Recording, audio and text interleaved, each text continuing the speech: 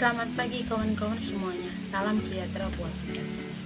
Nama saya Margarita Yosefina, NPM saya 18503005. Di sini saya akan menyampaikan materi saya yang berjudul Dasar Penyebutan Melayu Kuno dan Era Berakhirnya Bahasa Melayu Kuno. Melayu kuno atau disebut juga Melayu tua adalah nama yang digunakan untuk menyebut suatu bahasa yang tertulis pada beberapa prasasti dari sekitar abad ke-7 hingga abad ke-10 Masehi yang ditemukan di Sumatera dan Jawa. Sebagian besar prasasti yang menjadi sumber korpus Melayu kuno berkaitan dengan sejarah kerajaan Sriwijaya. Nama Melayu kuno mengidentifikasikan bahwa bahasa ini merupakan pendahulu dari bahasa Melayu modern dan bahasa Melayu klasik. Namun, para ahli memiliki pandangan berbeda terhadap hal tersebut. Begitupun terhadap persoalan apakah bahasa ini adalah salah satu anggota rumpun bahasa Melayu.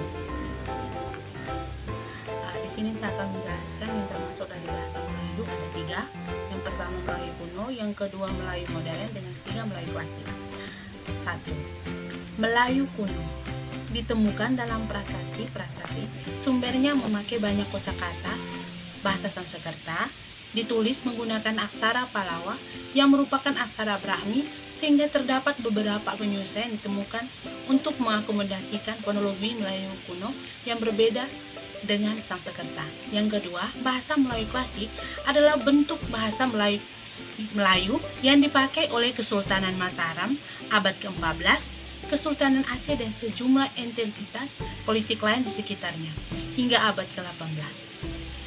Apakah dialek temporal ini merupakan perkembangan lanjutan dari bahasa Melayu kuno yang dipakai oleh kerajaan Sriwijaya, ataukah perkembangan dari dialek lain yang berkembang terpisah? Tidak diketahui. Tidak ada bukti tertulis atau laporan mengenai perubahan atau evaluasi bahasa tersebut.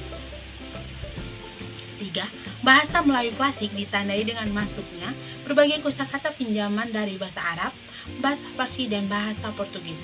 Perkembangan ini terkait dengan menguatnya pengaruh agama Islam di Asia Tenggara pada sejak abad ke-13. Bahasa Melayu klasik tercatat pada berbagai naskah-naskah hikayat dan bentuk susastrawan lainnya, peraturan perundangan, serta surat-surat komunikasi antara penguasa Nusantara bagian barat. Selayaknya kita belajar bahasa-bahasa yang ada di dunia, Melayu kuno juga punya cirinya. Pertama, banyak kata-kata pinjaman berasal dari bahasa Sanskerta. Kedua, susunan ayatnya bersifat Melayu. Ketiga, bunyi P ialah W dalam Melayu kuno. Contohnya, bulan, bulan. Bunyi E tidak wujud, contohnya dengan dangan atau dengan. Awalan ber ialah mar dalam Melayu kuno, contohnya berlepas, mar lepas. Awalan di ialah ni dalam bahasa Melayu kuno, contohnya diperbuat, nipar buat. Ada bunyi konsonan yang diaspirasikan seperti TH, PH, DH, KH, contohnya suksatisita. Huruf H hilang dalam bahasa modern, contohnya semua, semuha, saya, sahaya. Melayu kuno dan Melayu klasik ada penjelasannya. Melayu kuno itu fulan. Melayu klasiknya itu bulan. Melayu kuno nasik, Melayu klasiknya itu asik.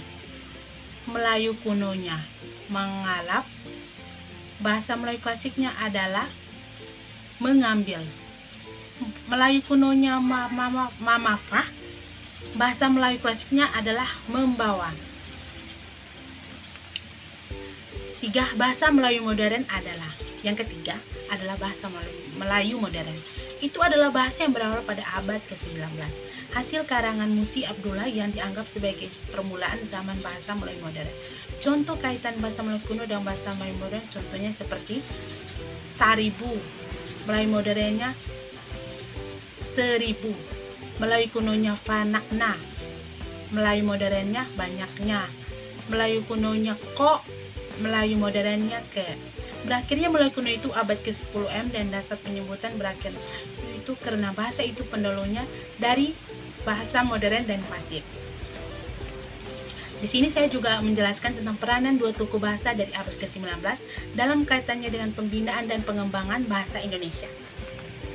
Tokoh bahasa Melayu abad ke-19 ada dua, saudara-saudara. Satu, Raja Ali Haji. Dua, Abdullah bin Abdul Qadir Musi. Karya Raja Ali Haji itu ada dua, Bustanul Katibin yang pertama, yang kedua Kitab Pengetahuan Bahasa. Karya Abdullah bin Abdul Qadir Musi juga ada 4, saudara. Satu, Kisah Pelayaran Abdullah bin Abdul Qadir Musi dari Singapura sampai ke Kelantan. Dua, Hikayat Abdullah. Karya asli ini merupakan salah satu karya beliau yang sangat terkenal. Yang ketiga, Hikayat Pancaptandaran. Yang 4, Sejarah Melayu. Saudara-saudara semuanya, koreksi saya kalau saya salah karena manusia tidak luput dari kesalahan. Terima kasih saudara semuanya. Salam sejahtera buat kita semua. Sampai jumpa.